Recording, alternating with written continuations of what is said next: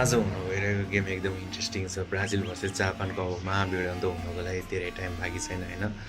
अनि अर्को कुरा गर्नुपर्दाखेरि चाहिँ जापानले चाहिँ सधैँभरि वर्ल्ड कपमा चाहिँ एउटा अलिकति बिग टिमलाई चाहिँ सधैँभरि नकआउट हानिरहेको हुन्छ। अनि त्यो बिग टिम चाहिँ के हो, ब्राजिल हुन्छ त भन्ने छ नि त मेन कुरा हो। साधुदेखि लिएर जर्मनीको एनालिस्ट जसले 3वटा वर्ल्ड कपै मिलाएको छ, उसले भनेको थियो कि जापानसँगै म्याच पर्छ भनेर। जापानसँगै परेको छ, प्रेडिक्ट गरेर पनि मिलाएको छ। अब के नकआउट हुन्छ कि हुँदैन भन्ने कुरा हो। मलाई चाहिँ अब ब्राजिलको स्क्वाडमा प्रब्लम चाहिँ कहाँनिर छ भनेर चाहिँ लेफ्ट ब्याक र राइट ब्याक हो क्या। अरू चाहिँ कतै प्रब्लम केही छैन होइन। लेफ्ट ब्याक र राइट ब्याकमा चाहिँ प्रब्लम छ, किनभने चाहिँ हाम्रो राइट ब्याक चाहिँ वेस्ली थियो, जो चाहिँ अहिले इन्जर्ड भएर चाहिँ हामीलाई यस्तो अप्ठ्यारो परेको कारण चाहिँ त्यो हो।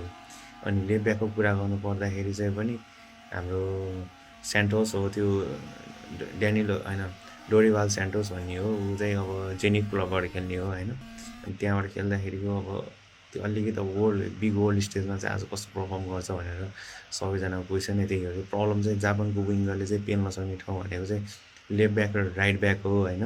अरू ठाउँबाट यिनीहरूलाई गाह्रै छ, किनभनेपछि पाकेटा क्यासेमेरो फर्ममा आइसक्यो। अस्तिको फर्ममा नहुँदाखेरि पनि हाम्रो मोरोक्कोसँगको गेममा ड्र निकालेर गेम सिधाएको थियो।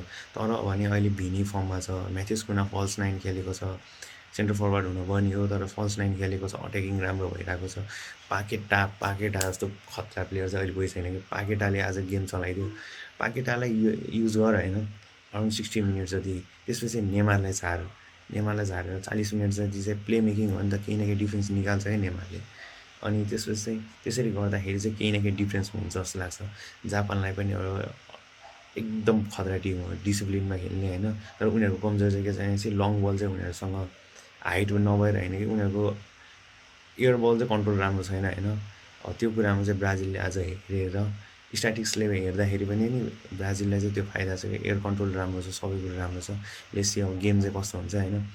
अनि आजको स्कोर चाहिँ मेरो प्रेडिक्सन अनुसारले ब्राजिलले राम्रो खेल्यो भनेपछि चाहिँ 3-1। अनि अब ठिक खेल्यो भने चाहिँ ड्रमा जान्छ, त्यसपछि पेनाल्टी अब कसले जित्छ त्यो चाहिँ म भन्दिनँ यार। ब्राजिलको पेनाल्टीमा मलाई भर छैन, त्यही हो।